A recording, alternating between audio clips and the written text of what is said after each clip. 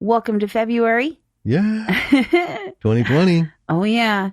It's moving quick. We're in it. We are.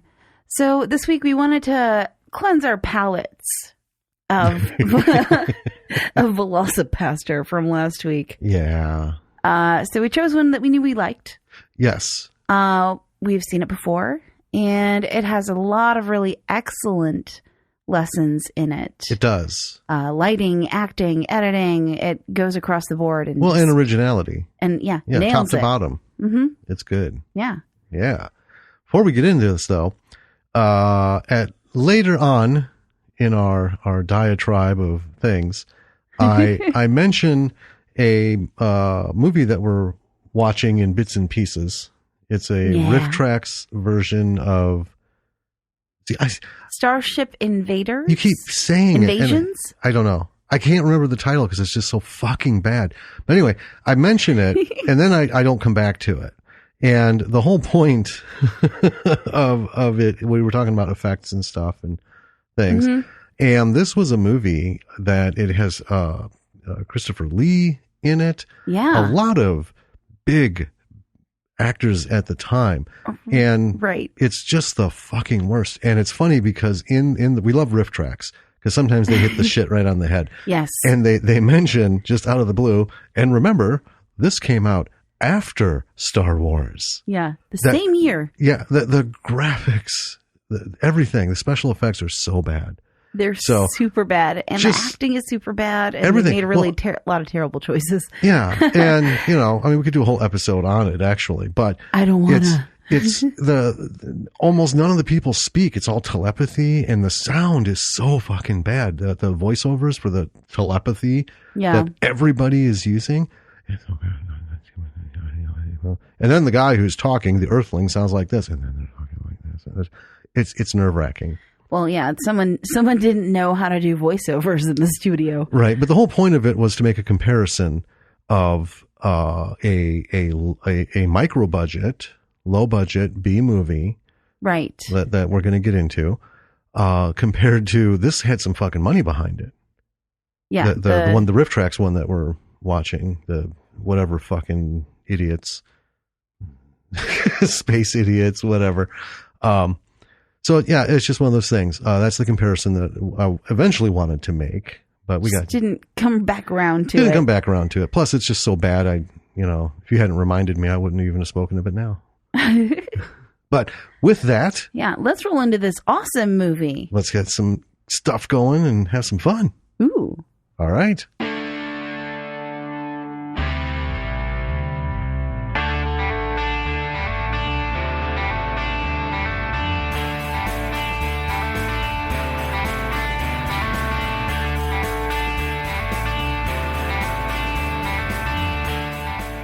Welcome to Bravo for the B-side. I'm Danny. I'm Jim. And tonight we're bringing you a movie that after the past couple of ones we've done, I feel like have been a little rough. Velocipaster. Yeah. Was, and then we did the Ed Wood retrospective, which was just a box of... I know. And while we've been, broken up by interviews and stuff, I still feel like the past couple of full length movies and stuff we've done have been really rough. So we wanted to do something. Well, the shorts was good though. The shorts were good. They were all good. Yeah. Yeah. But I get what you mean. Yeah, I felt it too, which is kind of why we did this. Yeah. Because we knew this. Yeah. It's good. We popped this one on one night years ago and were pleasantly surprised by it. Yes. And so we kind of wanted to bring it back because it is a B movie. Yes. But it is excellent. And so why don't you tell us a little bit about it? All right. So for this week's episode, it's Orcs! ! Yeah, it's not Orcs. It's Orcs!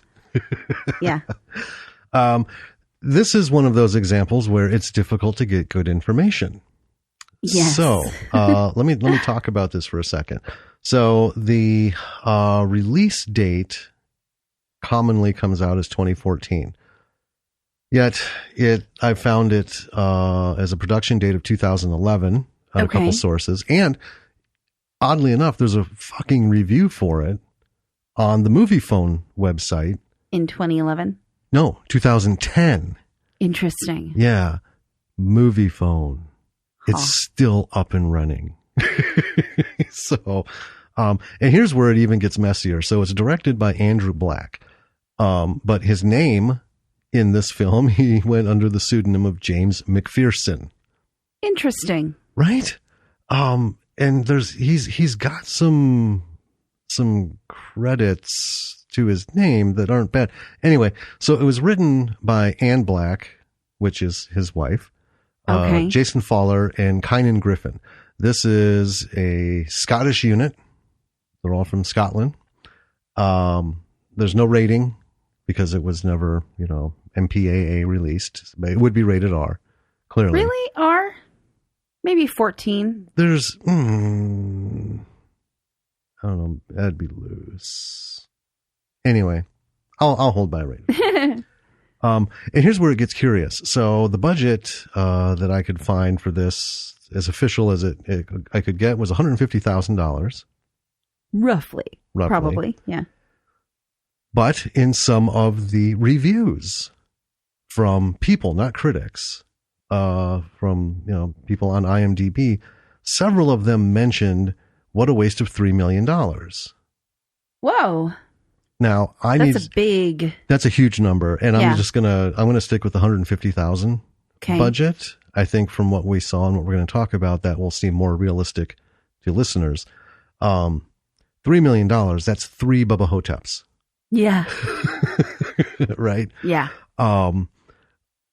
Unless they flew the fucking Concorde like twice a day back and forth during production, right? There's no way in hell $3 million yeah. could have, unless somebody just like raked him over the coals for that shitty armor.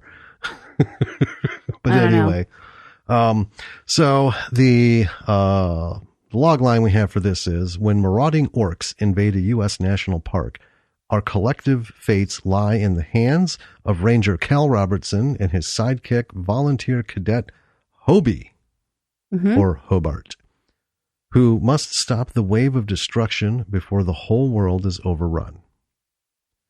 And that, my friends, is how they explain the movie. So, before we jump into this, though, I want to just say something, because this date thing, we were just talking about it. Yeah. So you know it's coming. Fucking Amazon Prime. Okay? Whoever sits at the fucking cubicle who stamps the fucking production dates on the shit when they put the liner notes up on the screen needs to be fired. This guy or this woman, whoever this person is, has no goddamn clue. So here's why I'm complaining. Because for the 4th fucking time in a week, right? We're laying in bed. When I go to bed, I have to watch something. That's how my brain settles. Because if I'm left just laying there, I'll be up all fucking night. My brain just keeps going. I need a distraction. I need something to just focus on and let it process on that, and then go to sleep after. So it's a perfect time to look for candidates for the show. Yes. Right? So here we go. I see, this is a sci-fi thing. 2019. Well, fuck. Cool. Yeah, I want to get in on this because it's not that old and we could, maybe get in touch with some folks. So I fire it up, right? Mm-hmm. And right away, I know there's a problem. Because the first thing I see is the haircut of one of the characters when he pops up. Mm. And it says 80s. Oh, yeah. Fluffy, feathery. Yeah. And then, who do I see? But Dr. Tyrell from Blade Runner. Tyrell Corporation genius. If this was indeed 2019, he would be 1 million years old by now. This guy was not a spring chicken when he did Blade Runner in 82, right? So I see him and I'm thinking, okay, this is clearly incorrect. So what I had to do, of course, is wait till the end and the credits and scroll through to find the date. 1987. Yeah. Yeah. 2019, 1987. For fuck's sake. I know. Right. And I also paid attention. Okay. There was nothing in the beginning credits because I re-looked at the beginning credits or the end credits that said anything about redistribution by or all this and that. Because I know sometimes that triggers the date. Right. Right. We have Night of the Living Dead, 1968, 1974. 1978, 1981, 1992, 1996, 1998, 30th anniversary. Yeah, 2018. 50th, yeah. Yeah. Yeah. You know. I just had to do the math in my head real quick. So anyway, I just needed to get that off my chest because the production, the release and everything, the fuck up on the dates here, just all this and that. And then there's a review before it came out and it was 2014. I'm not even sure about that. I can get that maybe it started production in 2011. Right. Because we know 3 years is not an unheard of not at all. amount of time to do an indie film. Right? Correct. So anyway, now that I have properly bitched about Netflix. Nope. Amazon Prime. God, Amazon Prime. Well, you know what? Fuck Netflix too. They don't have enough. And the reason I can't bitch about them is because they don't have enough shit on there to look at. It's all the same stuff. And when Netflix and Hulu have like the same library lineup for new releases, something's afoot. If you're on par with Hulu, you're losing. That's true. All right. Anyway. So let's get into a fun film. Yes. There is a lot to talk about. We're going to talk about some of it during, but at the end, this one, folks, watch it. And, you'll see there's a lot of good stuff here to learn from, not just watch and be entertained by. Yeah. Take us away. Orcs! Exclamation point. Orcs! Yeah. So we start out, there's a super, the Black Lake Mountains. There's a year, but I missed it. It's a while back. I think it was 1928. Early 1900s. It was 1920 something. All right. I just caught it. And I don't know if it was a 0 or 8 because things were happening on the screen. Yeah. So. Not super important. While back. There's I know these things matter to you. But there's a guy mining. He's startled by Zeke something or other, a park ranger with a very impressive mustache. Yes. Yeah. We're talking Ron Swanson level grooming. It's fantastic. It is. Yeah. Yeah. This thing was touched up just before cameras went on. Yep. And the guy mining just disappears suddenly into a hole. Yeah. And Zeke investigates the hole. Then something gets Zeke, and he drops his lantern because they're in a mine. So he's holding a lantern. And he drops the lantern and it ignites this randomly gigantic pile of dynamite that's just sitting there. Yeah. Sure. And blows up the mountain. Yeah. It was a bit impressive. It was impressive. So that's how we start out Orcs. Yep. And then we're in the current day and we bounce on in here to a ranger giving a tour at Balancing Rock National Park. And there's a, stereotype. We got a typical asshole tourist harassing the ranger with stupid questions, which I didn't note it down, but it does make sense. It's Balancing Rock National Park, but the Balancing Rock was physically taken down. Yeah, because it was a danger. No. Or something. Because when it cast a shadow, it looked like a giant erect dick. Oh, right. That one. So they destroyed it, which was, a little comical in its reference.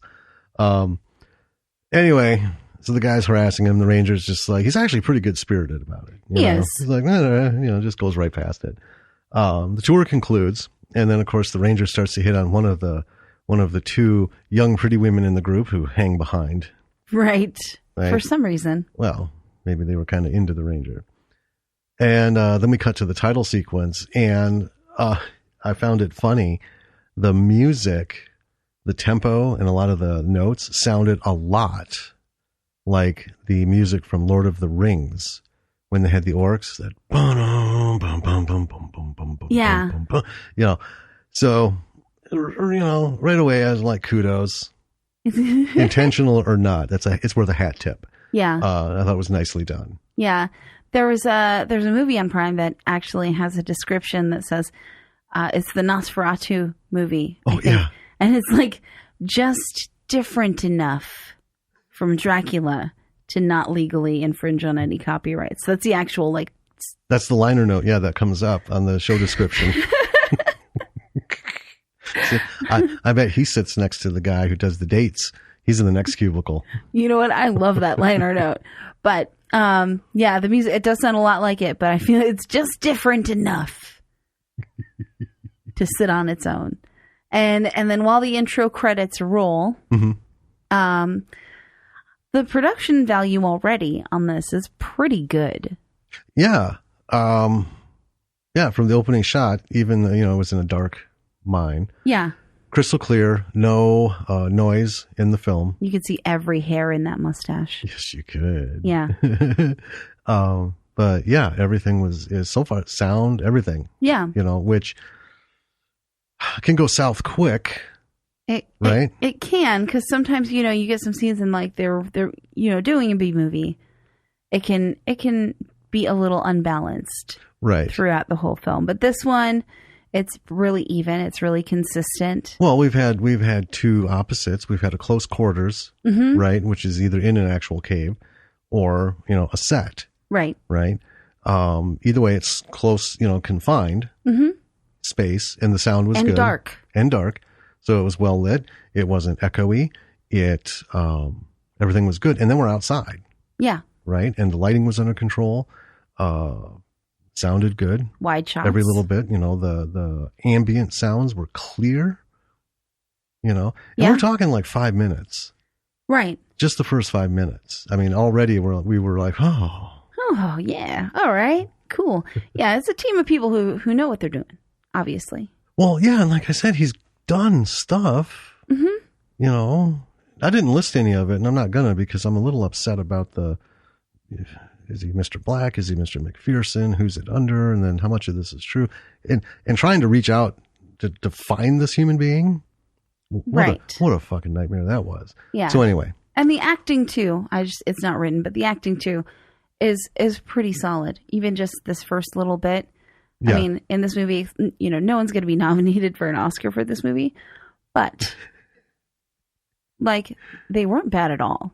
No, I mean, it was good. It was what we were talking about before in the one actress in Velocipaster was doing it. Yeah. I mean, no one else was, but she was. Yeah. Well, so far they've all been doing it. Yeah. Even the asshole tourist. Yeah. Even douchey guy. Yeah.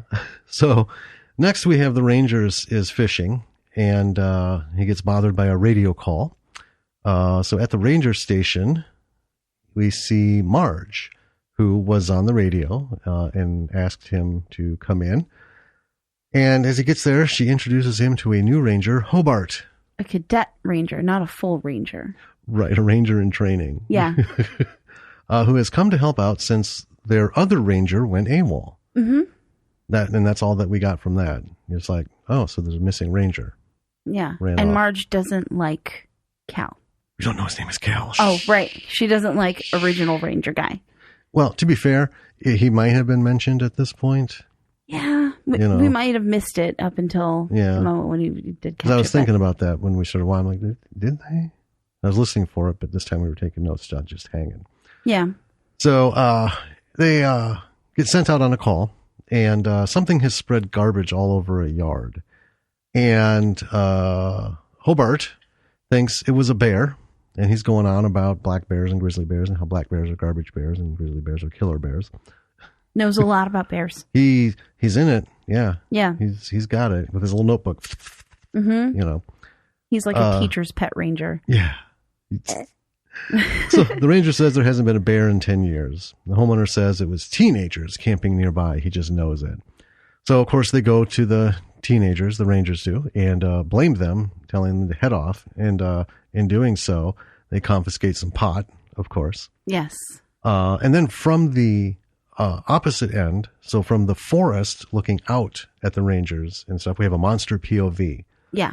And this is where it was decidedly cheesy. Yes. But it was fun. Yeah, it's kind of that green shifting colors, you know. Yeah. But, and it was cheesy, but it did successfully do what it was supposed to do, which was differentiate and let you know. Oh yeah, exactly. You know. And yeah, you know, this isn't a treatise on, you know, American history where they all of a sudden do this weird lighting thing. I mean, it was fun.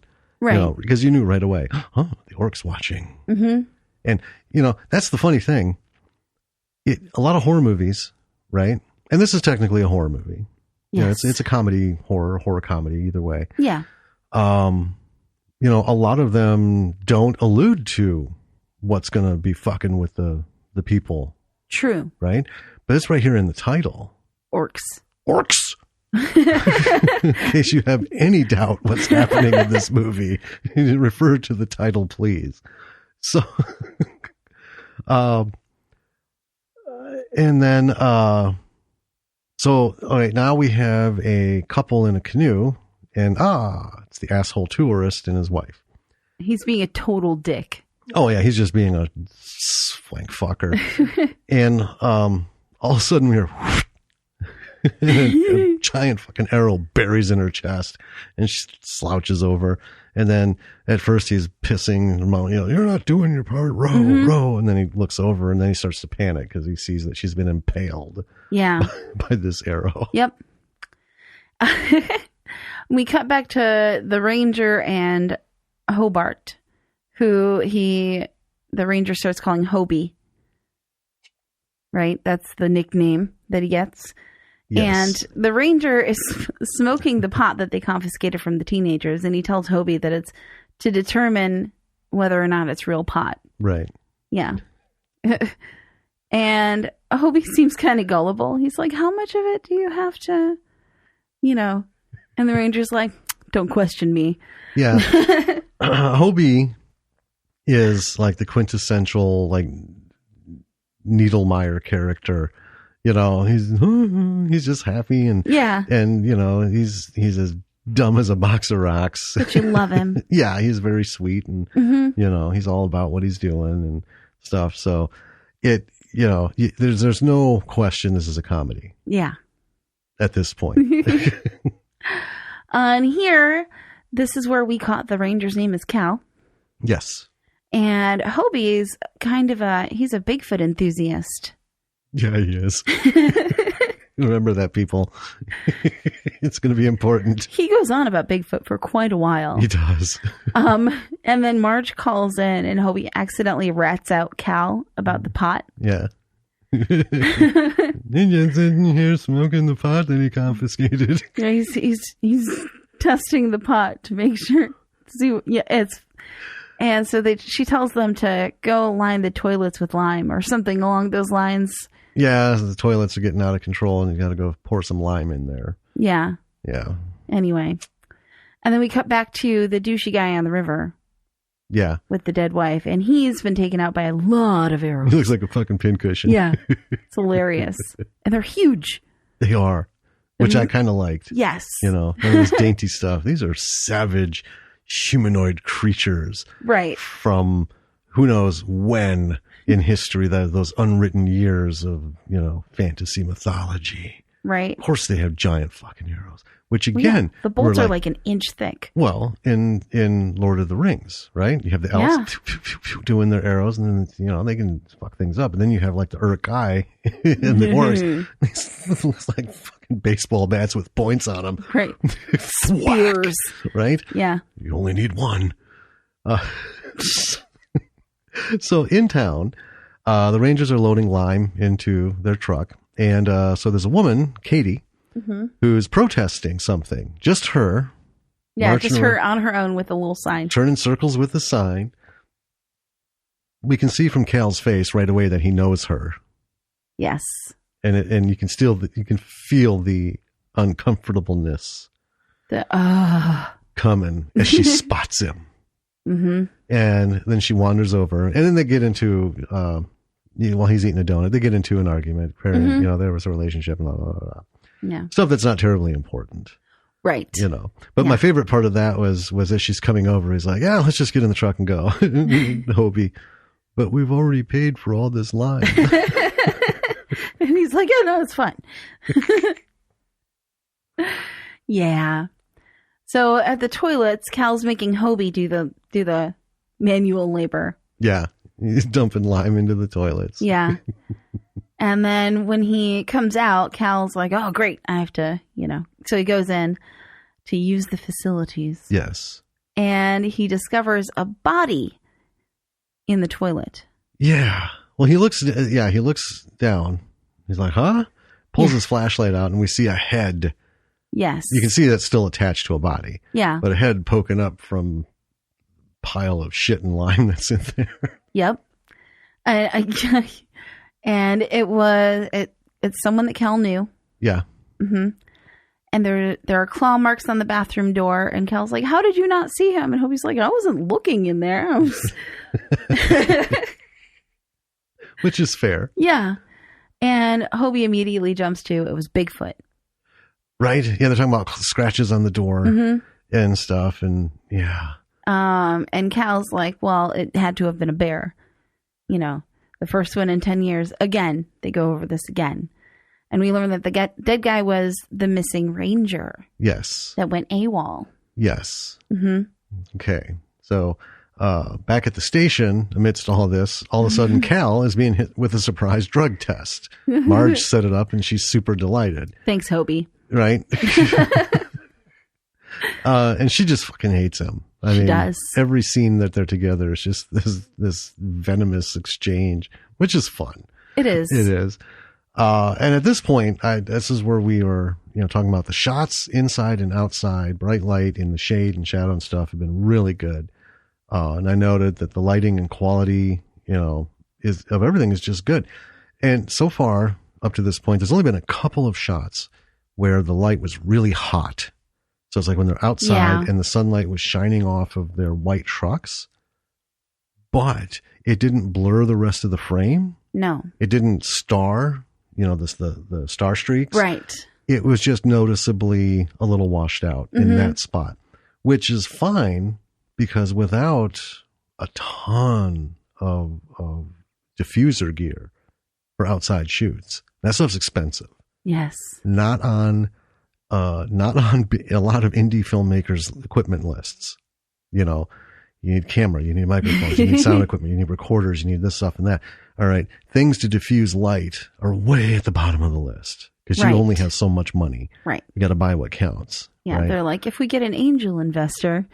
Right. If we hit our stretch goal. But the other thing too is, there was a couple shots on the face where you could just see like on the cheekbone where it was super white. It was burnt out. But again, it didn't cheapen the whole thing. It didn't. And most people aren't going to fucking pay attention to that. Well, a filmmaker is going to be like, oh, a little hot there. Yeah. And compared to a lot of other B movies we've seen, I mean, those little things are really just like, nitpicky. Yeah. Right? Well, yeah. And I'm not calling them out on it. I'm just saying that as far as if you wanted to look for, technical fuck ups, that is it barely makes the list. Yeah. And that's a goal to achieve, right? They did a fantastic fucking job. So visually, anyone who's going to be putting something together and is watching this movie, again, that's what you're going for. Yeah. Right? A little bit of hotness, that's all right. Yeah, we can live with that. Yeah. So anyway, back to it. After peeing in his cup, now they're out putting up signs. And it's funny, I looked at the sign and it's beware of bear signs. And it looks like a bear is pulling a guy over a picnic table ready to run a train on him. Yes. What a fucking graphic that is. I'm glad that you mentioned it because I loved those signs. I did too. And here's the funny thing. They're not far from some of what you'll see in national parks. Some of the older signs, it's like, I don't know what I'm supposed to be afraid of, being sodomized by a bear, or this thing is going to kill me, or what? Listen, both of those things are terrifying. I am not for either. Okay. So, and of course, then we get another monster POV, the green. And then Hobart finds a large footprint. And then we get some wordplay on Bigfoot. I knew this was coming. Is it Bigfoots, big feet, and they're going back and forth and discussing the etymology of the word, which is fun. It is. I enjoyed it. And then, of course, Hobart wanders into the woods. Cal follows him with a rifle. Oh, so while they're going out to put these bear signs up, after he peed in the cup, he was bitching to Marge, we need weapons. She gives him a trank rifle. Gives him a fucking tranquilizer gun. And tells him that he'll get into the gun locker if he pries the key off her cold, dead body. Right. And that's one of the funny things throughout the whole thing is they're both GS9, public servants. We're both GS9. You're not my boss. Give me the fucking key. And she's just, he's just that kind of guy. He's right. He's not going to win. Or she calls it her park and he's like, it's not your park. You're not my boss. It's not your park. So anyway, he follows with a rifle, finds Hobart, and then there's some etymology discussion again. And then they find this weird totem. Yes. Right? This weird thing. Like sticks with skin stretched across it. Yeah, and raven feathers and some weird, bony shit stuff. Yeah. So then we have a monster POV, and you get the as they kick it over. Yeah. Well, Cal kicks it over. Yeah. Like, enough of this weird shit. And then, of course, we hear, so. Right. Yeah. Clearly, whatever's watching them is unhappy with this situation. Not cool, guys. Nope. Yeah. So that night, Hobie and Cal are in, I'm guessing, one of the ranger cabins or something. I wondered, because rangers do stay in cabins in the parks. Right. Some of them. But this really looked like they were sort of like in the back room of the ranger station. And it looks like Cal lives there. Yeah. It doesn't look like an apartment. Yeah. Right? It doesn't look like a living quarters. It looks like, it's a fucking couch and he's on the floor. Yeah. Because he gives Hobie the couch, and it's just a lot of random shit in there. It's weird. But anyway, whatever it is. Yeah.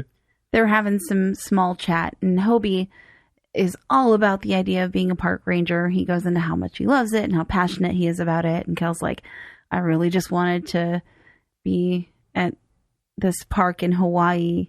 Oh, yeah. Drinking out of coconuts and doing nothing. Having the native girls bring me more drinks and coconuts. Yeah. What a dream. But Cal hates being a park ranger. Yeah.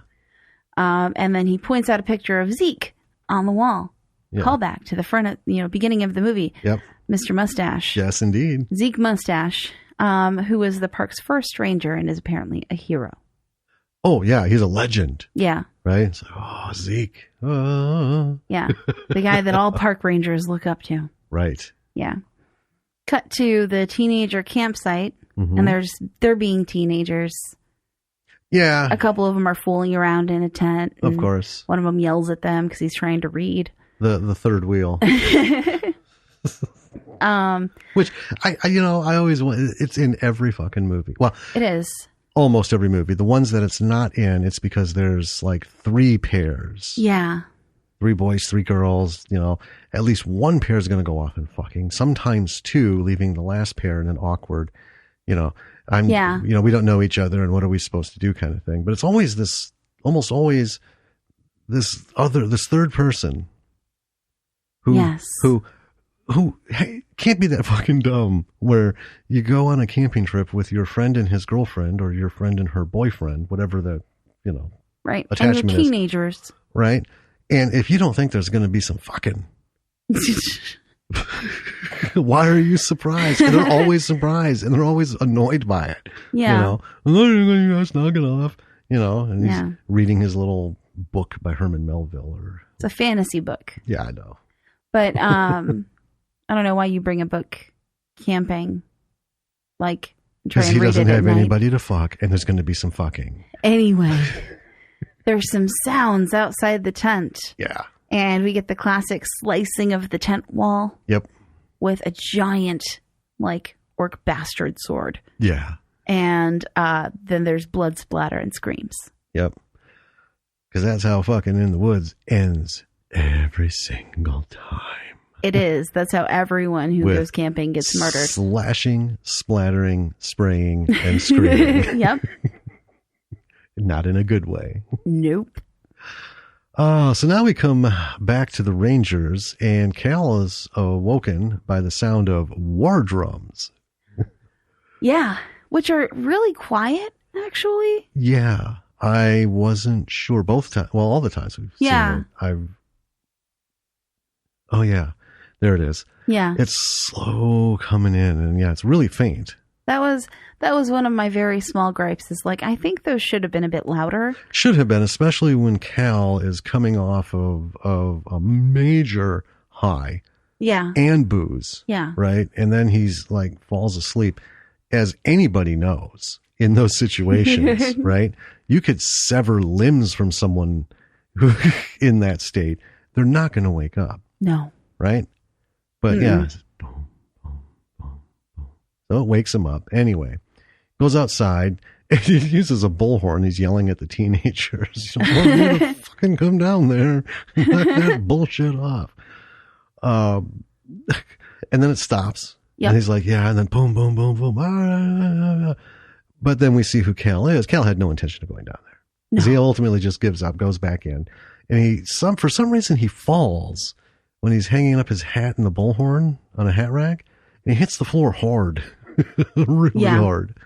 So he wakes up in the morning on the floor, and he's broken the picture of Zeke. Yeah. It's hit the ground, and it's cracked. He looks at it, and it's like there's an epiphany moment, and we get to that, dun, dun, dun, dun, dun, that kind of like, that 80s, right. Ding. Got an idea. So, we cut to later. He's all dressed up and he's looking good. He's waking up Hobart. Yeah. And he says he has 24 hours before the drug test comes back. So he wants to show them he's the best damn ranger ever. Hell yeah. Right. And the first move is to get the fucking teenagers out of the park. So. Yeah. And they're going to hunt the bear. But first get rid of the teenagers. Yeah. Teenagers first. That wardrobe. Get rid of this bear problem. Yeah. So they go to the campsite, which is all torn up, and they think it's the bear, so they're going to hunt it down. And they think initially that the teenagers must have gotten away because there aren't any bodies. And right. Well, no, they did find a blood smear on a rock. Yeah. But, didn't equate to murder. Right. As more of somebody got hurt. Right. But Hobie gets all excited and shoots a chipmunk with the trank rifle. That was fucking hilarious. He's like, what? Yes. Like fucking Deadeye Dan. Yeah. And Cal's like, well, it was a chipmunk. It's dead. It's dead. Yeah. There's no tranquilizer in there. This is to bring down a bear. Yeah. So the chipmunk didn't stand a chance. Yeah. Well, yeah, then we get our first actual glimpse of the orcs through the fog in the woods. There is fog in the woods. Yep. Not a mist. Fog. Full on fog in bright daylight. I loved it.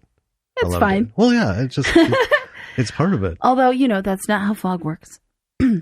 It's orc fog. I'm sorry. Orcs fog. Yeah, it's orc fog. Yeah. Okay.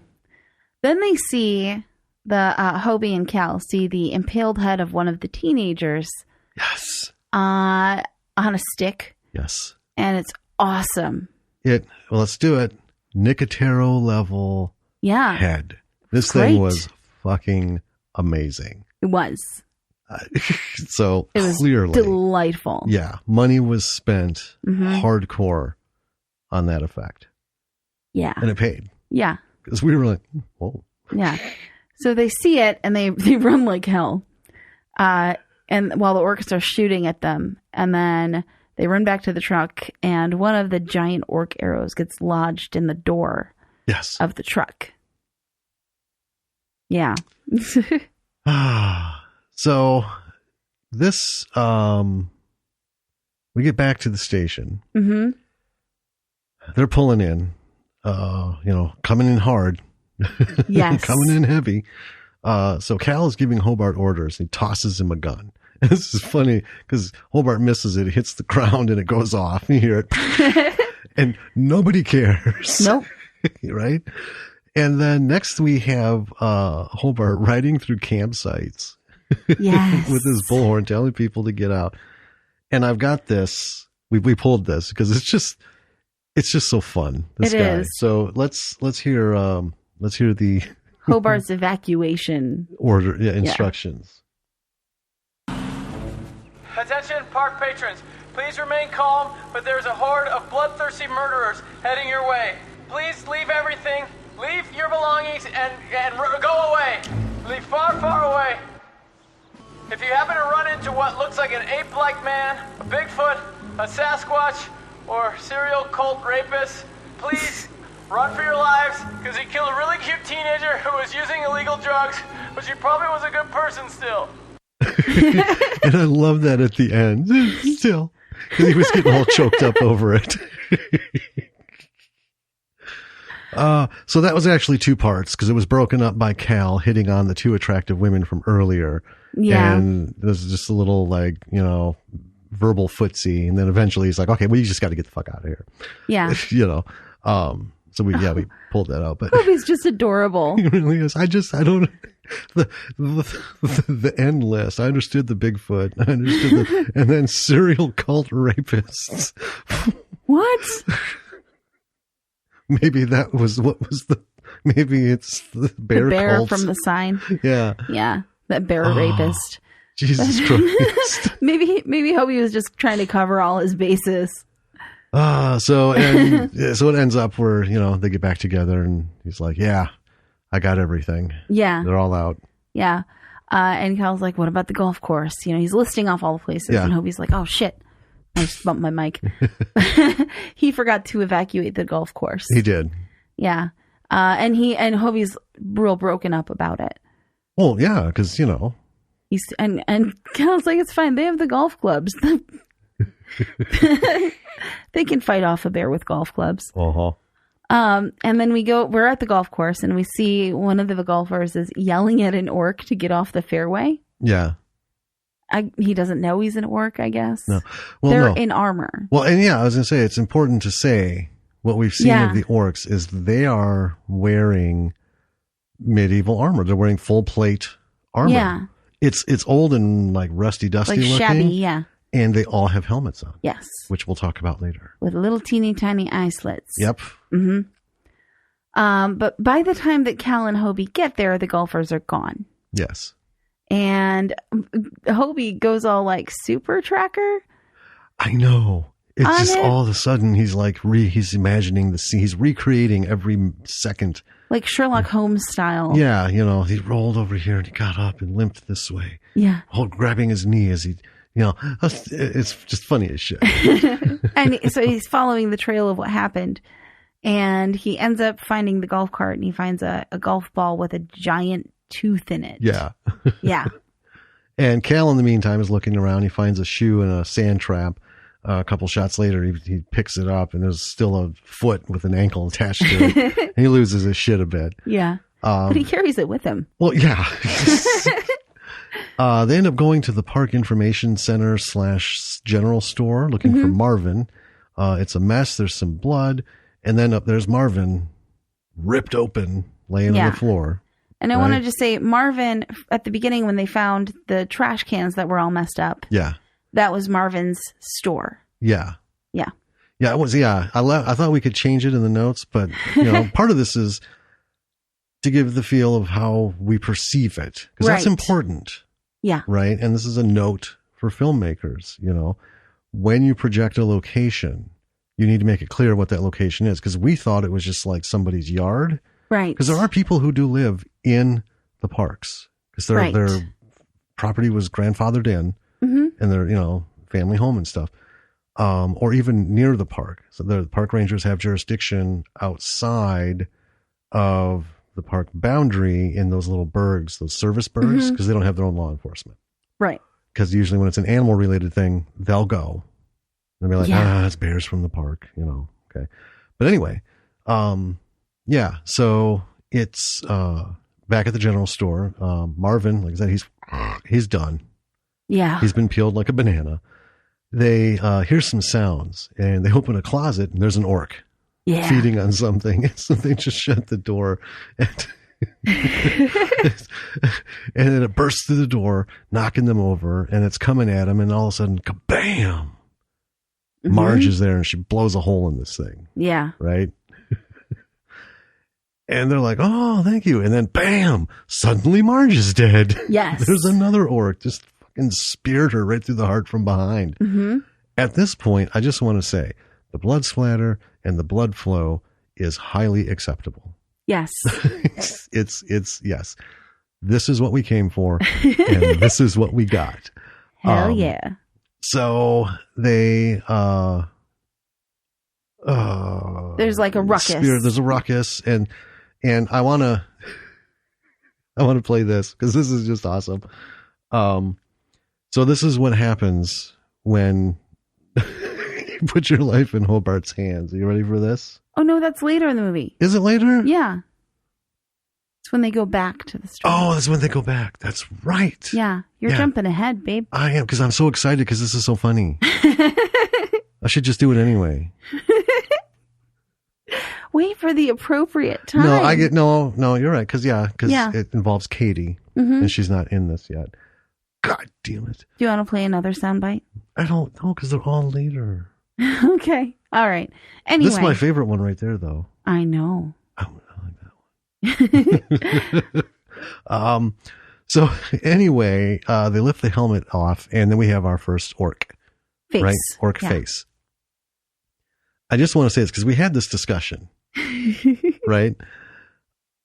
I'm going to jump ahead. One of the brilliant things about this was the use of armor and helmets for orcs. Yeah. Because that's what they wear, right? The amount of money saved. I know. On makeup. Because they had like 20 to 30 orcs. Yes. Right? You know, they had a whole group. Yeah. To make all those people up, that will take your fucking budget and just, lay it open like Marvin. It will, because it's not only cost of makeup, it's the time. It's the time, yeah. So if you don't have 30 makeup people, add that up on the budget sheet. How long is it going to take to make these guys up? Because this wasn't just pure makeup, right? It wasn't like a bald cap and some bad camo paint on the face. No, it was legit makeup. Yeah, it looked like an orc. He had the orc teeth and like the jaw coming out. It had and the reason I know this is because he had over his eyes the black like war paint stripes. We see a couple others later on. Yes. That don't look like this. But there are the several scenes where we see a lone orc. It's this guy. Right. And if you watch it again and look closely, it's not just because of the makeup. It's the same guy. You could just see it's just like they made him up and then did a whole bunch of scenes. Yeah. Which is fine because an orc's an orc, an orc, an orc. That's fine. I was cool with that. But anyway, so Hobart's like, oh, it's an orc, and Cal just goes, no, it isn't. And then next thing we know, they're in the truck trying to get the fuck out of the park. Yeah. And that's important to note. They're not here to be heroes. No, they want to leave. Yeah, they're like, fuck this shit. So they're fleeing, and they find the road blocked by a bunch of orcs. Yeah. They put up a fucking barricade and everything. Yeah. And they're all just sitting there. Roar, roar, roar, roar, roar. And, so they turn right around, and one follows. And Cal, are you okay? Yeah. Well, they start backing up first. Right. Yeah. Yeah. And one follows, and Cal ends up in the back of the truck fighting it because it caught up to the truck and climbed up in. Yeah. And he's like fighting it with a shovel. Yes. And this is one orc with the face showing. Yes. So they put these made up orcs rather than the armored orcs in really key parts in the movie. Right? Yeah. The screen time. Yeah. Shots. And they were really smart about that. Yeah. But all the orcs that had the barricade were all just in armor. Right. Yeah. And then Hobie crashes the truck. Of course he does. Because he's real worried about Cal in the backseat, so he's not paying attention. And so they have to continue running on foot, but Hobie's hurt. His ankle's hurt.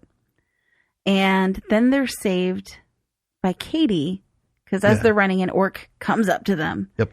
And they're saved by Katie, who fired a fucking dynamite arrow. I know.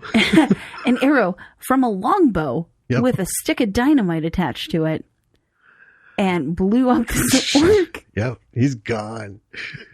That was unexpected. And I have to say, I instantly got a little bit of respect for Katie, because despite her like conspiracy activism, right? That's pretty badass. That is. Yeah. That was impressive as shit. So they debate for a while about where to go, and they eventually decide on the ranger station. But first, they need the key to the weapons locker, which, if you remember, was on Marge, who died in the convenience store that they just fled from. Yeah. So they get back there, and Hobie and Cal go in, and it takes Cal a really long time to get the key because he's super grossed out about getting it. Yeah. He looks like he's feeling around in a shit-filled toilet. The look on his face reminded me of Train Spotting. When Ewan McGregor is shoulder deep in that overflowing crapper looking for the drugs that he dropped. So, and I'm just going to go ahead and run that one because that was also my favorite watching that. Which one is it? There it is. Oh, that's it. That's it. I can't do this. Maybe it's in her bra. That's where my stepmom keeps her cell phone.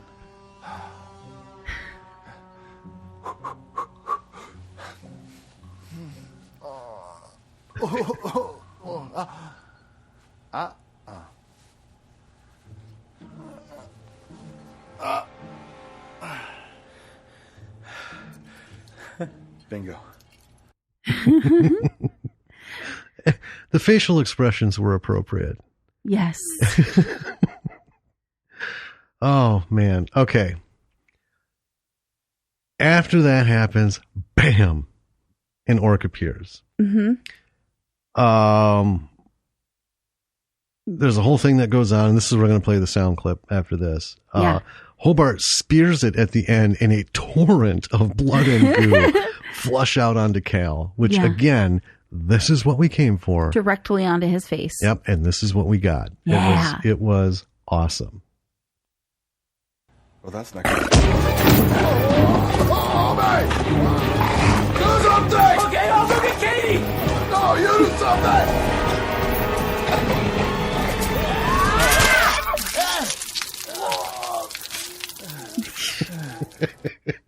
It's as wet as it sounds. But here's the thing, writing, right? Well, that little bit perfectly captioned each character. Mm-hmm. Okay. Cal's panicking, right? He's not a fighter. He must be a lover. Although he didn't get too far with those two women over the last 2 days. So anyway, but I just, and Hobart, do something. Okay, I'll go get Katie. I'll go get Katie. That just fucking cracked me up. No, you do something. Oh, man. Okay, so after they cover him, Cal, with just incredible amounts of blood, they see him coming out of the store, and he's cleaning up with baby wipes. Another good. See, it's these little bits that a lot of films don't put in. I noticed it. I'm like, oh, cool. Right, we got that. Then they jump in the truck. They're on the way back to the station. Ranger station. They find a golfer filled with arrows, and the orcs are jump coming. So they hide, and you pointed this out, Lord of the Rings style. Yes. Right? So it's like in the Fellowship when Frodo and company are first setting out, and the ring wraiths are coming. They hide below like a tree root system. Yeah. So they there's a like embankment off the path. They jump down and they're hiding under it, you know, and the orcs are chunking over, and, one stops. Is like, Hobart throws a rock. And he's like, oh, okay. Right. And they move on. Yeah. So, yeah. Another, if it was by accident, fine. But, I feel like it was on purpose. I feel like there's a lot of little nods in this too. I think so. Yeah. Yeah. Because they're hilarious. They are.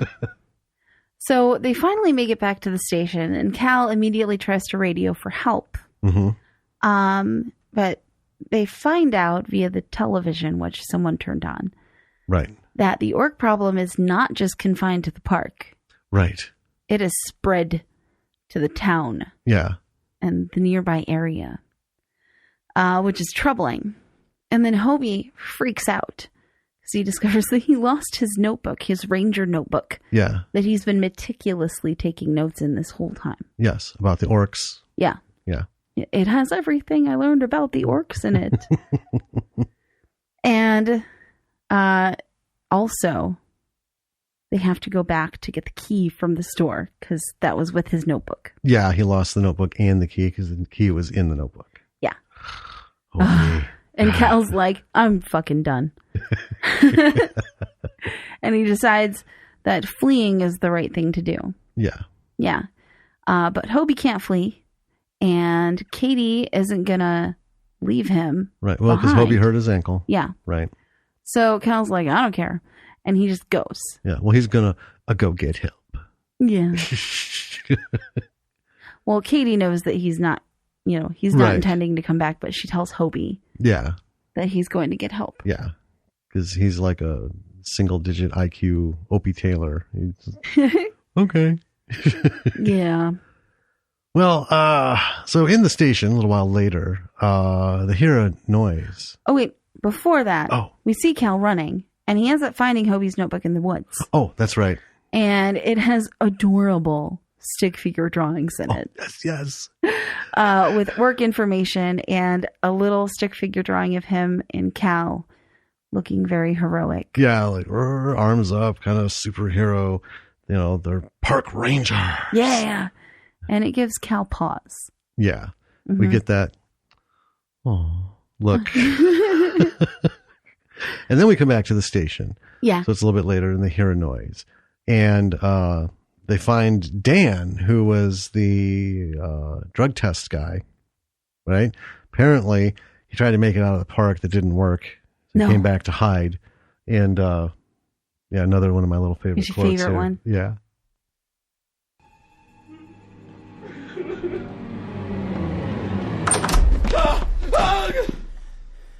It's Dan, the pickup man.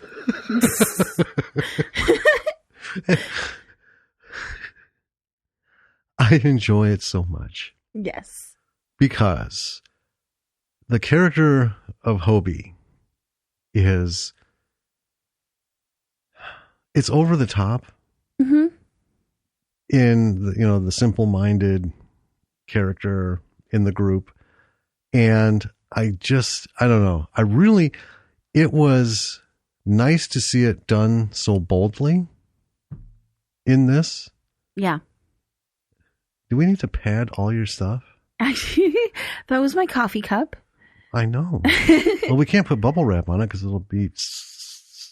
I know. Anyway. I like how they just rolled with it, and it just works. Yeah. It's consistent, and it's timely, and it's not overdone. It's little bits like that just tickle the shit out of me. Because this is the thing. This is a fun movie up to this point. It is. It is. You're watching, and you're like, oh, this is fun. Like timing. Comedic timing is really good. It's really good. Yeah. Really good. The writers did well, and the actors did well carrying it out. Because this can be a huge disconnect. Between, it can. You can read something that's like, man, that's fucking funny.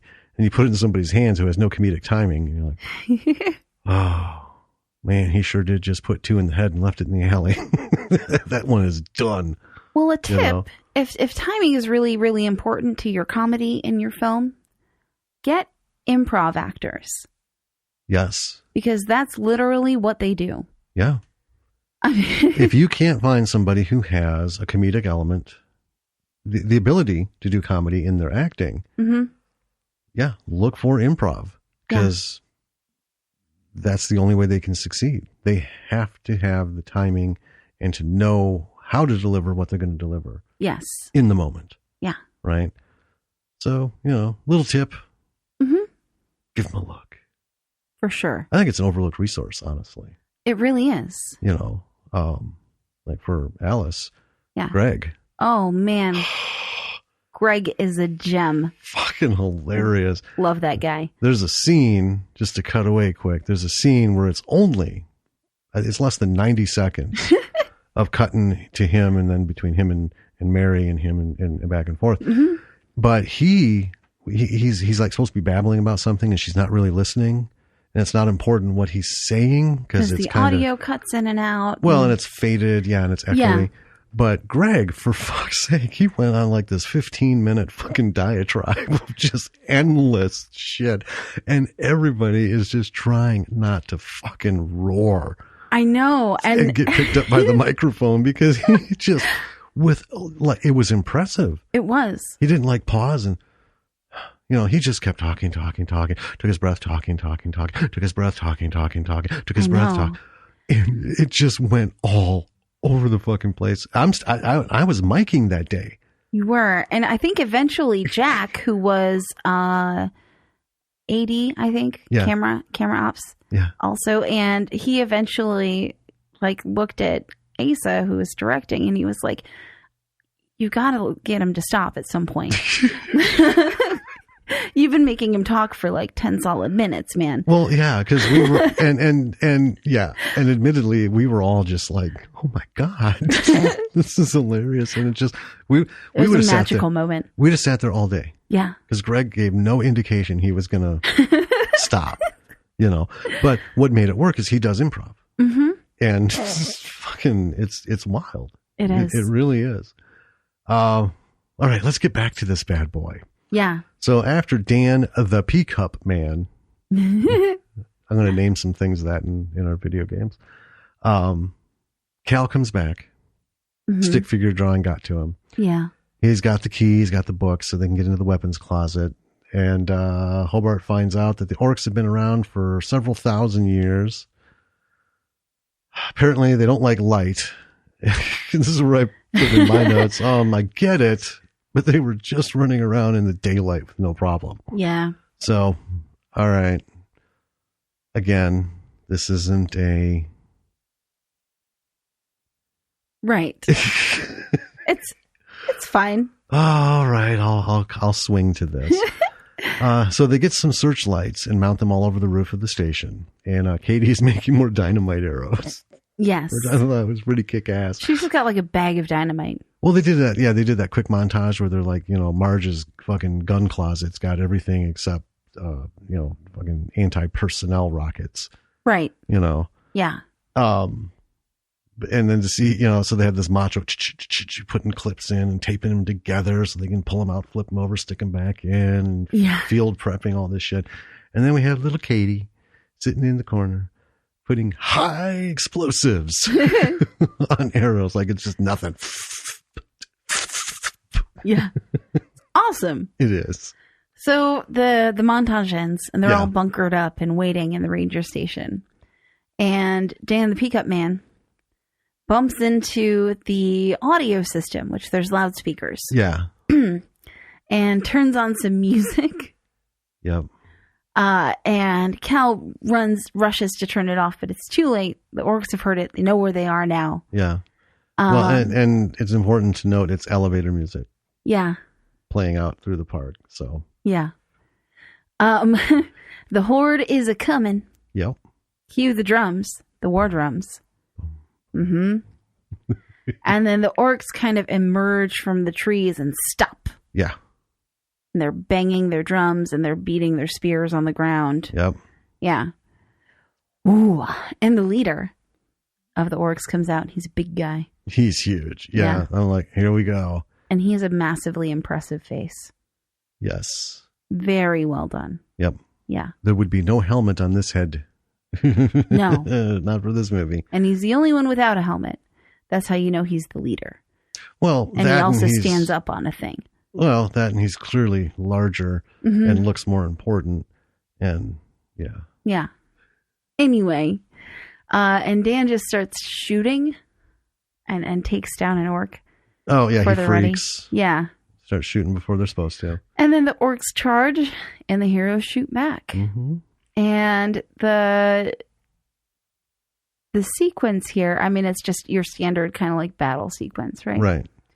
But the editing is pretty tight, not just in the sequence, but in the whole movie. It's just like snap, snap, snap, snap, snap, snap, snap.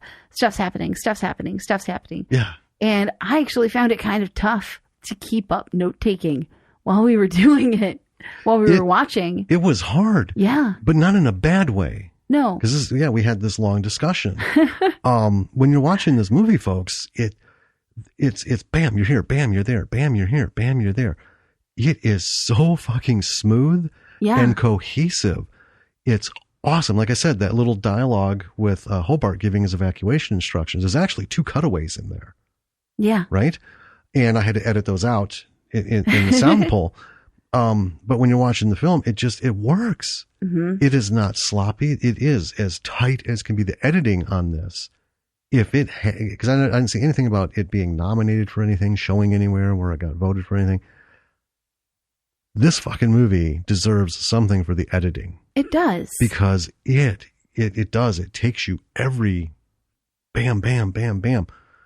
And it's not jarring. It just works. I don't know how else to explain it. Yeah. But it's fucking wild. It is well edited. Yeah. Whoever did it, I don't know if it was a separate, because I didn't pay attention to the credits. But whoever was in charge of the editing did such a fantastic job. In fact, I will go so far as to say this is another example of somebody in a B movie on the technical side of it doing a much better job than the high-paid professionals for all the A-list movies. Yeah. Because we have seen so many A-lists where the editing is so jarring and fucking bad. Yes. Right? Yeah. You're just like, Jesus Christ, for a, $75 million budget, you couldn't fucking cut film better than that? Yeah, oof. Couldn't find a way to smooth that transition out? Right? Okie dokie then. Yeah, that was shit, but this was really good. So, yeah. And the other thing I wanted to note, through this whole fighting sequence with the guns, they're actually shooting blanks. Yes. Which, people are like, well, what do you mean? So if you watch a lot of micro-budget films, okay, when they have gunfire, now they've resorted to the special effects, the VFX. Yeah. Excuse me, the muzzle shots, and the sounds, right? When that happens, you don't see the action, right? Right. You don't see shells ejecting from the gun, right? No. You don't see the gun action as it fires and then it slides back, throws the empty shell out, comes forward, but be it a pistol or whatever. They actually were using blanks because you could just see bang, bang, bang, bang, and it wasn't fake flashes. They didn't add anything in. It was impressive. Yeah, it was, because it's not cheap to do that. Blanks are expensive. There's the whole, it's indie film, so who knows how much insurance, if any, they had, but it's, that's how Brandon Lee died. He got shot with a blank because there was an object in the barrel. So while blanks don't have the bullet, right, it's just the gunpowder cartridge. Yeah. Right? The explosive sound. Yeah, the explosive force can still hurt people. It's like if you have a gun with a blank, you can't put it up to somebody's head and pull the trigger. No. Because they will get powder burn. You could fucking kill them at that range. Yeah. Right? Because it's still a blast, even if it's a reduced charge, which most of them are. But you can seriously hurt somebody. Mm-hmm. And that launched that projectile into his chest. And nobody was prepared for it because it's a fucking blank. Yeah. Right? So it can be dangerous. It can. And you have to pick all that shit up. Yes, You're shooting on location somewhere. I do want to go back and note. So when they were running from the orcs the first time from the barricade and they were in reverse, Hobart does take his gun outside and shoots, but there's no action. Oh, yeah. Right? They didn't bother with blanks then. They just did the because you could barely see it. It's just like a little bit on the screen, right? Just a little bit. You can, you shouldn't even pay attention to it, but it's what I do. It's what you do. Anyway, so other than that, I was thinking, man, this is really good. This isn't Foley and muscle flashes. They're right. Really went out on this one. So anyway, back to it. The big fight. Yes. Cal hits the searchlights. Orcs are repelled by the bright lights. And then dynamite arrows are fucking flying like bodily functions. And it's awesome. One thing about this, though, the explosions, they're not magnificent. Right? No. And here's the thing. You can see the blast plates on the ground. A blast plate is basically, it looks like a little saucer, about a quarter of the size of a saucer sled. To give people a reference, right? It's just a metal plate where they put the explosive on it. And really it's just to make the smoke and kind of an upward force. So there's not a lot of flame involved. No. Right? And then after if you look down at the ground, you can see the plate rocking. Yeah. Where it was detonated. So I would say that's one of the things that if, we had to get nitpicky and bitch about, don't let people see your blast plates. Okay. But again, at this point in the movie, didn't fucking care. No, because it's so enjoyable. Right. So you're like, it's fine. Yeah. Okay. But I just wanted to point that out that, if you see that, that's why. And the other thing too is, they're not using real explosives, right? You can use like squib charges, which are, don't require fire marshal, don't require explosives experts, don't require licensing and all that. It can get super expensive to blow shit up. We were talking about that with Wolf Cop. Yeah. Lowell spent a ton of money to blow that fucking barn up. Yeah. Not just do the VFX. He blew that bitch up. And the amount of time and money in terms of days, personnel, inspections, and all this, it's real deal shit. And if you don't have the money for it, because he had some cash. He did. For Wolf Cop. Okay. Orcs didn't. No. So, that's why there's no fire in the explosions. Anyway, I digress. Back to the movie. Yeah. So this is all going on, bunch of mayhem, and then what's you? No, it's you. Oh. Cal hits the searchlights. Yeah, I just did that. There's explosions. See? Yeah. Yeah. Plus, red. Well, I thought we were on your part. It's okay, though. After a little regrouping retreat. Stop laughing at me. That's a coffee. The orcs are mounting another attack. Okay, so they retreated a little bit to regroup. Right. Yeah. Yeah. And then they're coming back out. And the gunshots at this point don't super match with what's going on. Like the sounds are not matching up with the guns firing, and it was a little off. A little bit. On there. But it's okay. Yeah. But I can forgive it. Mm-hmm. But they still managed to get like tension in this battle. Yeah. It's not like Lord of the Rings epic, No, it isn't. But it's respectable, especially considering, like the budget and everything, watching this movie. You're like, yeah, I think they did as well as they could have done. Yeah. Yeah. Oh, absolutely. And it's good. And let's not forget, this is at night. Yeah. This wasn't a studio shoot. They were outside in the dark. Mm-hmm. And yeah, there's a lot going on there. Yeah. And they did well. Yeah. It's a good fight. One of the orcs gets past Katie and onto the roof. Yeah. And he gets Dan, stabs him a bunch of times. I know. It's like a prison movie. Yeah. He's being shivved. Yeah. And Cal goes to save him. And while that's happening, I want to say Hobie just like single-handedly on this, because he's on one side of the house, and Katie's on the other side, And so Hobie is like shooting the remaining orcs that are charging. There's no one else helping him on this side. Nope. And he's just taking care of business. He is. It's hilarious because it's while Cal is doing like the one heroic thing, right? And Hobie is a mix of my hero's doing his hero thing. And then Hobie becomes a hero and he's just like the tracking thing. He's all of a sudden just badass. Yeah. You know, one in each hand. Bam, bam, bam, bam, bam, bam. Mm-hmm. It's great. It kills me. But then it's quiet again. Yep. And it looks once more like the orcs have been defeated. Mm-hmm. But you get the sense that it's 120-minute running time and we're not there yet. So maybe there's more movie left. Maybe there's another wave coming. That's the problem, folks. Don't look at the running time of movies. I know. When you want, I can't help it. I'm like, you know, I guess it's not over because I know.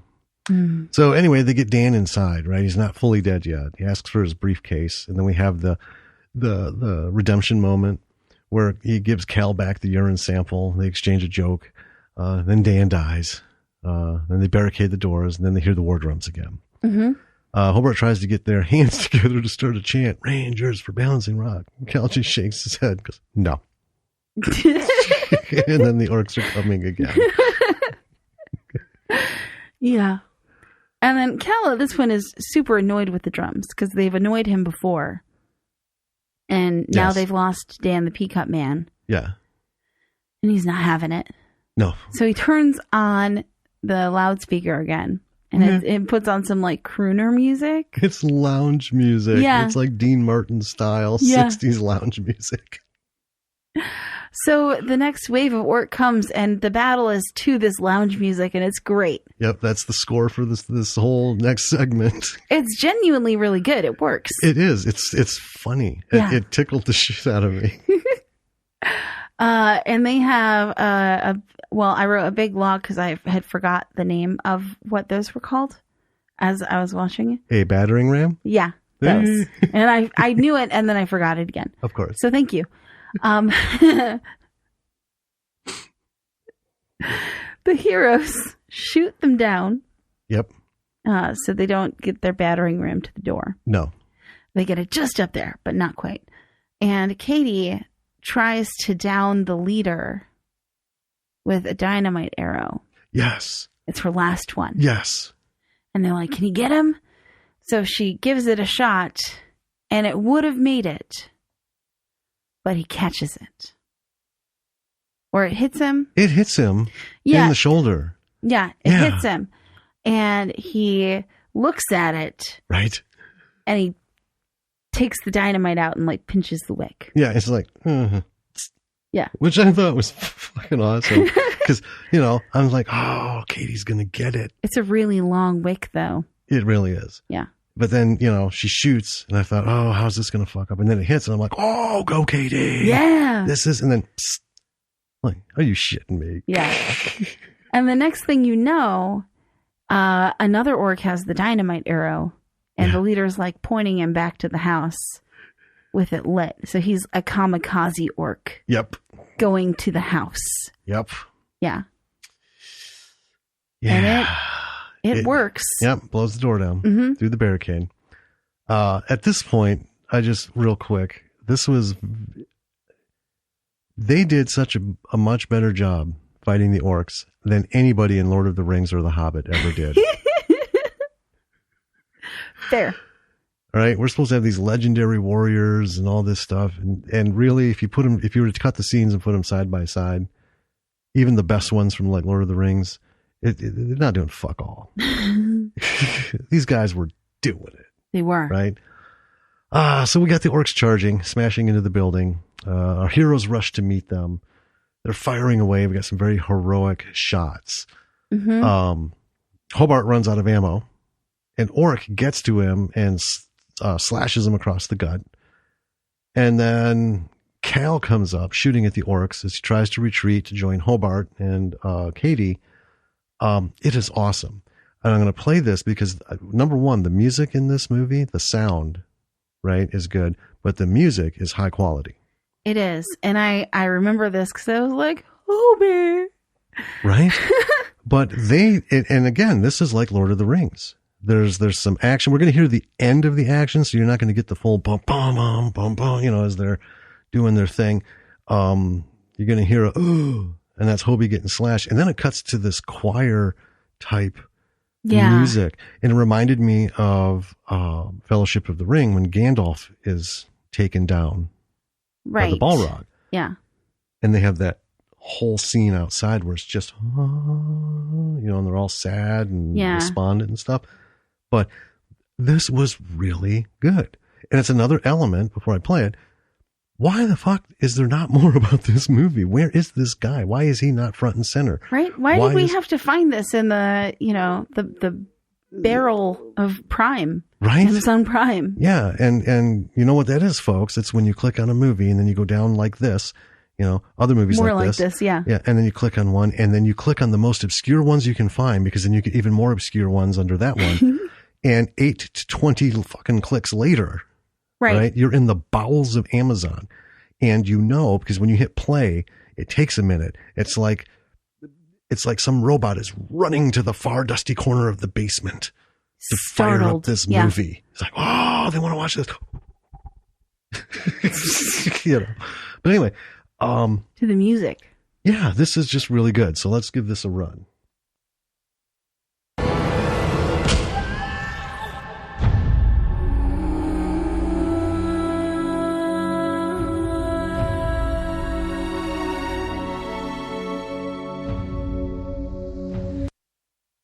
And it's beautiful. It is, and that I could go on and on, but no one listens to a podcast to listen to 2 minutes of choral music. But anyway, It gets even better from there. That's just how it starts. That cut was brilliant. It was super well timed. And what follows, it gets even more sad. I mean, it was actually engaging. Yeah. It just took me into this silly fucking film with this silly fucking fight at the end. But they managed to, I'm not shitting you people, when you watch it, think of Lord of the Rings. Yeah. This little cheesy battle scene at the end, because of how it was scored, fucking ranks right up there. Well, and that's the thing about this movie. This movie is really silly. Yes. I mean, the concept is really silly. It is. It's a comedy. Horror, like a horror buddy comedy horror. Yeah. And it's, it's goofy and that going in, but you watch it and this movie is really, really engaging. It's it's comedy. Some of it's stupid comedy, but not all of it is stupid. Some of it's actually pretty legit. Well, yeah, it's the one-liners, the delivery. Well, you and I don't have any patience for stupid comedy. Well, it depends what it is. That's true. Okay. Like National Lampoon's Animal House. Okay. For the time, very obvious comedy, right? Mm-hmm. Some of it makes me laugh, not all of it. And I haven't seen that in many years. And I have really no inclination to. Because I've seen it enough, I know it. Yeah. It's not going to tickle me. There's things, thinking about Local Hero, right? People might think I'm fucking an idiot for it, but or brain damage. But every time I think of that fucking grapefruit scene, it just tickles me, because it's just super simple and quick. Mm-hmm. Right. And yeah, they don't overreach on this. There's no gross humor other than, there's a head or a body in a toilet. Yeah. Right. They don't get into the very obvious pre-adolescent sex humor. Right. Right. It's well written. It's silly. I mean, yes, a comedy should be silly at some levels. Yeah. And the concept orcs in a park, it's living silly. In a mountain for thousands of years. Right. They're not going to go for the Oscar of horror, you know. But it's original though. It is. All right. So they retreat to the basement. Yes. And Hobie asks Cal, he thinks he's dying. So he asks Cal, tell me about the coconuts again. Their earlier conversation when they were bonding. And then the orcs break through the basement door, the leader too. And the heroes crawl underneath the station. Yeah. It's like dirt floor and there's the pipes and stuff above them. Yeah. Which is weird. Because they were in a basement. Yeah. So anyway. It's cool though. And Cal tells them to go ahead. Yeah. And because they're not leaving Hobie behind. Right. You know, he's like, I'll catch up. So he shoots a hole in a gas pipe. Mm-hmm. And then lights the place up. Yep. With a Zippo. Yep. I think. Yeah. And Katie and Hobie watch the explosion. Mm-hmm. And they mourn him for a second. But then Cal climbs out of the wreckage. And he's, you know, like Captain Morgan, I think you had in your notes. Yep. He stands up there. The hero stands. He's gritty. He's smoking. He climbs up on that rock. Fire behind him. Bodies around him. Puts that fucking leg up. Hand on hip. Yeah. I'm the shit. Yep. Well, he's Zeke now, right? Yep. And then the leader orc comes up behind him.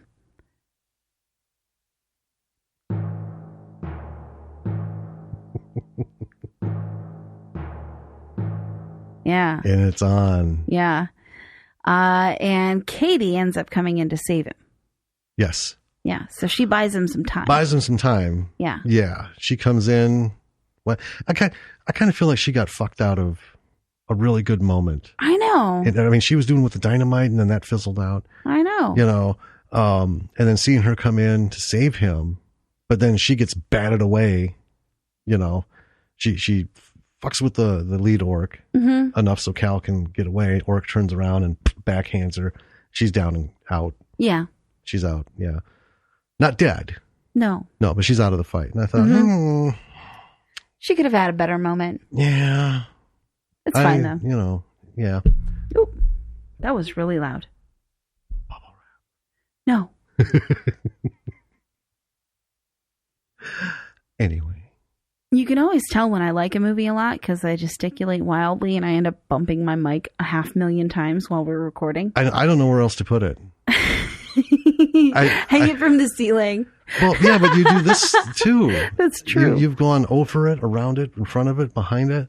The only thing to do is to get like a shotgun, super expensive shotgun mic, and like put it over there in the corner and have it aimed at you.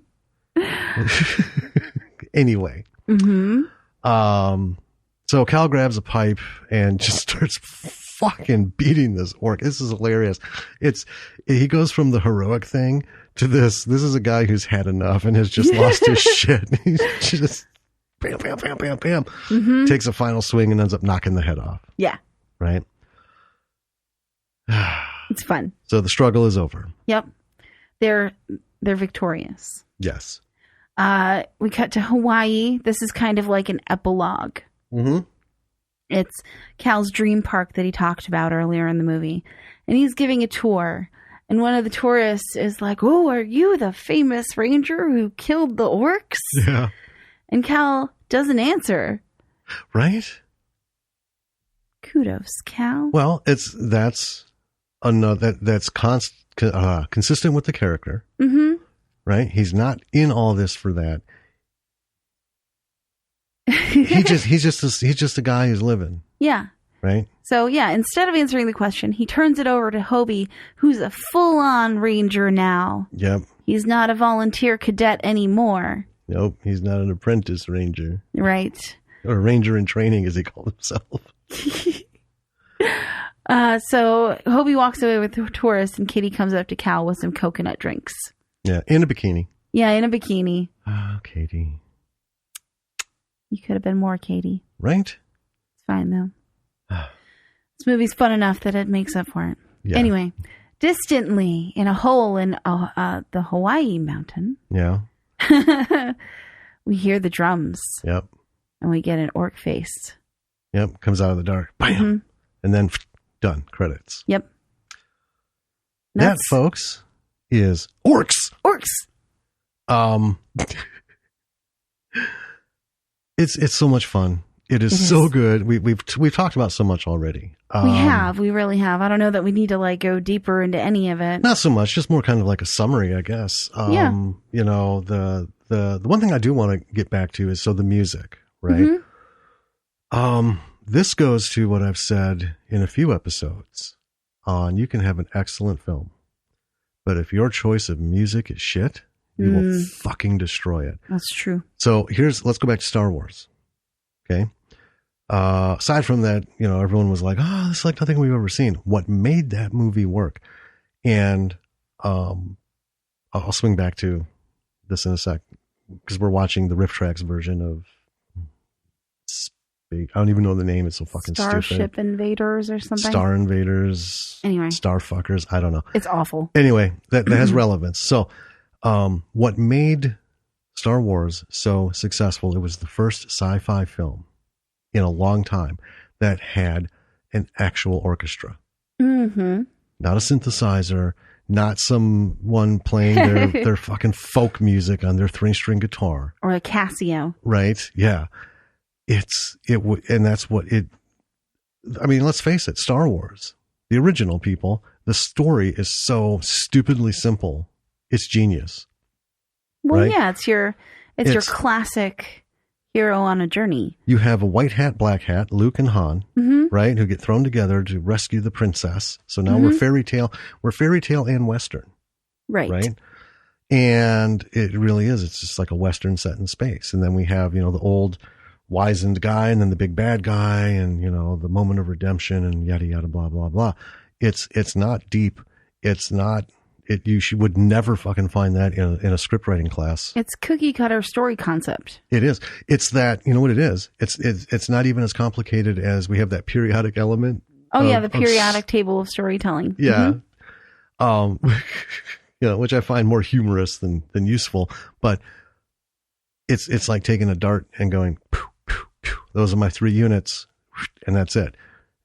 Yeah. Not thinking up anything. Just, oh, okay, so I need to get him from here to here. Okay, well, this happens. And then we need to do this. Okay, well, that happens. It's not deep. It's not simple, and the story is not original. Right. Right, in terms of a plot concept. But it fucking connected with people because music in a movie is what draws people in. Well, and there were a lot of other things about Star Wars that were well done, but the music principally made you take it seriously. Yeah, the special effects and everything. Like I said, it was, we've never seen this before, but that music, if it had been, all there was the Cantina music. But that wasn't done on a synthesizer. That's true. John Williams scored that. Mm-hmm. Right? And it paid off. And our daughter loves the fucking Cantina music. Oh, man. Anyway, the music in this, first of all, was top quality recording. Mm-hmm. Right? But the scored parts were awesome. And, I can only imagine some money went to it. Either they pulled it from somewhere or had someone do it. I don't know. I didn't look into it because it's irrelevant. It was money well spent. Mm-hmm. And if you are making a film and you know anybody who's in music, right? Yeah. Ask them to help you out. Mm-hmm. And it's that kind of thing. If you're friends, you do things for friends. That's just that simple. Well, right? And people you don't abuse them. Right. People in this community help each other out. Maybe you have a friend who's, who's in music, who can help you out with scoring your film. Right. While you can help them out in some other way with some talent that you have, right? Or someone that you know. Well, I'm finding a lot of people, just through Twitter, because, I'm spending more time on that than I need to be. But just reading who they are and where they're from and Instagram and stuff, there's a lot of people out there scoring films for dirt cheap, right? Dirt cheap, because that's how we all start out. But it's a situation like if we had something, we know Alma. If she wasn't busy and we gave her a call and said, you know what, we could use a really, like the choir piece there. We could use just a vocal with some, even over just like a pre-recorded track of, and then to have her voice over that, right? Yeah. 2 things. 1, helps us out. 2, helps her out. I mean, that's the thing. When you do something for somebody, if you have a talent and you're helping someone out, it's helping you out because you're getting out there, right? You get a credit for the film. Right. People are going to hear your work, even if it's that little, piece. But it's a give and take, give and take, give and take. Mm-hmm. And you should always be willing to help people out. And everyone should be not so willing to fuck folks over. I mean, there's always that risk. Yeah. And when you can, compensate people for their work. Absolutely. Compensate or do it in trade. Yeah. I mean, so if we had someone come to us and give us some music, Mm-hmm. right? I would use every connection we have to get them out, get their work, not, Oh, yeah.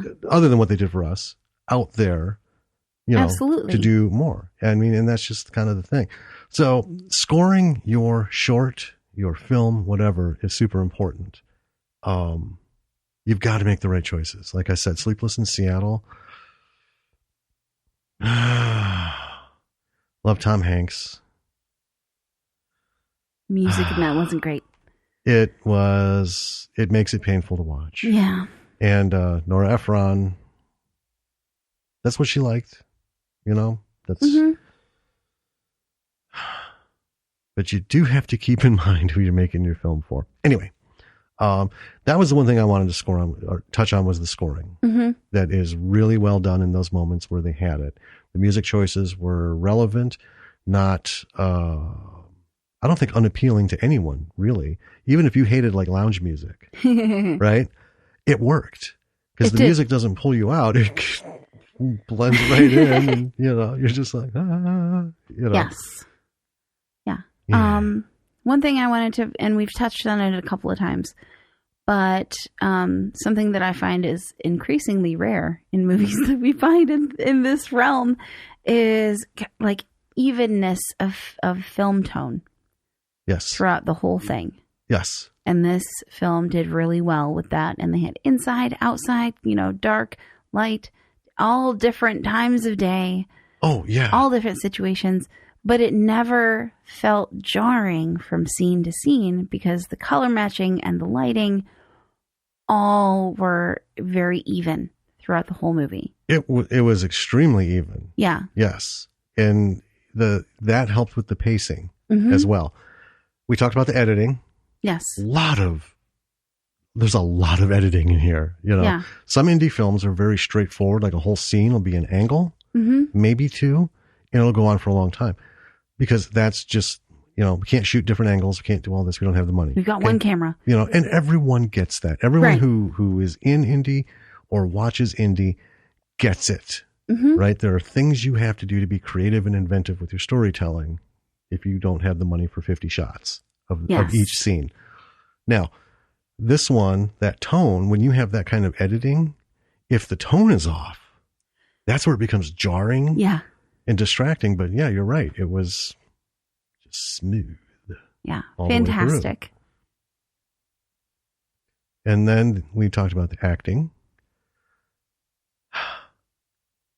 I would think, I don't know, people can, disagree with me because I'm not an actor. I have no desire to be an actor. But I think improv would be a huge thing. Oh, absolutely. If you want to be an actor. Now, I say that because we, when we talked with Kyle, Mm-hmm. right? He talked about who he went to acting classes. Yeah. Some big names in Mm-hmm. LA. And these people cover all this stuff. They do all this. But here's the thing. A lot of people don't have that money. They're not in LA. There isn't really anywhere to do it. And they're really trying to push for themselves, right? I know there's some acting classes around here.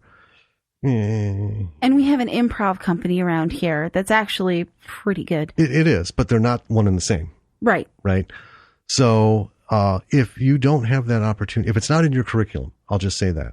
If you're going to a class or doing a thing, make improv part of it because improv's not always comedy. No, it isn't. Right. But it helps with your timing, and timing is everything. If you have impeccable timing, you can pull off comedy. That's true. That's the whole thing with comedy is timing. Mm-hmm. Even if it's not great content, because we've watched how many stand-ups, and I mean, I've seen comedians come and go over the years. Not all of them are great, but they make me laugh. Yeah. Because it's that moment. Yeah. Bam, bam, bam. do that. Mm-hmm. Yeah. I think we covered everything on this one. Awesome. Are there any other lessons? I think we covered everything. I highly, highly, highly recommend watching this movie. You can watch it on Amazon Prime Video. You can probably watch it on a number of different other mediums. Just like search for it. Right. It's out there. Yeah. You know where it is in one instance. If you can find it for rent, and that's the only place you can get it, rent it. You know, let's get back to that. Support indie B movies. Mm-hmm. You know, they get very little. So, you know, give them what you can. All right. And obligatory links. Yeah. If you want to hear, you know, if you're just coming to us, a lot of episodes to catch up on, www.lordsofmisruleproductions.com. Mm-hmm. Everything is there. Everything is there. All the podcast platform links, plus podcasts, are on our podcast page. Plus links to our social media. Links to our Patreon. Yep. Twitter and Instagram and Facebook. We are Bravo for the B-side. And then, Patreon. Patreon.com/Bravo for the B-side, all one word. Yep. You have to type that in. You cannot search for us on Patreon because we say fuck shit and a bunch of other stuff on the show. Yeah, because it's explicit. We don't come up in their search results. That's why we have a link. Yes. So go to our primary website for Lords of Misrule Productions and check us out. Become a B-sider. Yeah. You know, listen to our podcasts and rate them, review them, like them, share them. Check us out on Twitter and Instagram, on Facebook. But you know, patrons get early access to episodes. We got a couple patron only things on there. And as we grow and we get more patrons, we're going to expand. We have just the one level, $5 a month. Yep. Right. That's $60 a year. Okay. I don't know anybody who spends that little on Starbucks who actually goes to Starbucks. So, you know, give us a cup of coffee a month. And, when we can reach our goals, we'll start offering more rewards to patrons, and especially ones that have been with us for a long time. Right. So if you become a patron, we'll have polls and you get to vote on what you'd like us to review next. Yes. Right. Watch, and, it can be for fun. It can be for education, or you could just try and torture us with something that you think is so bad we'll never pick anything out of it. We're game. You know, we'll show you. As the monthly goals are met, we can do a lot more interaction. We can do some live stuff. Yep. When we get to the merchandise level, patrons will get some swag here and there. Yeah, I was brainstorming ideas for T-shirts last night. I'm really excited about them. I know it's really early, but... Well, and patrons will get a say in what kinds of things they'd like to see us swag. So we're not talking about, hey, we got some stuff for sale and you get it cheaper, right? We're gonna make sure our supporters get some stuff. Absolutely. You know, now and again, a mug, I don't know. You can put logos on anything. I'm not doing condoms though. I saw that. Oh, somewhere. Gross. Yeah, condoms with logos on them. No, I draw the line there. Unless you're doing a sex podcast. Ew. Anyway, so the links are all there. Check us out. Send us an email. We'd love to hear from you. If you are a director, a writer, a producer, an actor, and you are working in indie or have worked in indie, if there's something you want us to see, contact us. We'll take a look at it. We'll talk about it. Someone just reached out today. Ooh. And I got to email them because it was through Twitter messaging. Okay. He's been in some short films, would like to talk to us and want to be on the show talking about his experiences. Fabulous. I'm so excited. Yeah. Send us what you've done. If we can find it, great. If not, help us out. Yeah. Can't talk about a movie if we can't watch it. That's what this is all about. It's the B side of life, Yeah. So not only are we going to talk about stuff, but we'd love to hear from you and let you inspire people. We want so badly to give love and attention to all these B-side darlings. Yep. And there's just so many, we won't live long enough to do it. But we're going to do it every week. Yep. Until we can't do it every week. I can't sit in this chair anymore. And lastly, before we go, I want to remind everybody, it's all about finding your tribe. Stage32.com. Stage32.com. It's free. Been a while since we gave them a shout out. It is. Well, we did mention it in the interview with Kyle. And, oh, yeah. But here's the thing. Get out there. Sign up. It's free. Yeah. It's Facebook meets LinkedIn for creatives. Yeah. They have webinars. They have contests with cash prizes and opportunities. Yep. You can pitch your script and ideas to production executives and creative executives. You can connect with people. You can post jobs. All that other before the connect with people stuff, that you got to pay for. Well, they have weekly blogs and stuff. They have some really good shit in them. They do. That could make you pay for. They have some really good people coming in to talk about. They got some really a huge pool of Hollywood executives working with them. But the free part is you can connect with almost 750,000 people across the world who are in this, doing what you're doing. Ever growing population. And I actually one time was reading a forum and someone was like, I don't know how this is going to help me if everyone on here is, looking for connections like me who, I haven't done anything. I'm trying to get something done, blah, blah, blah, blah, blah. No, some of the people who are on here have been at this shit for 30, 40 years. Yeah. Right.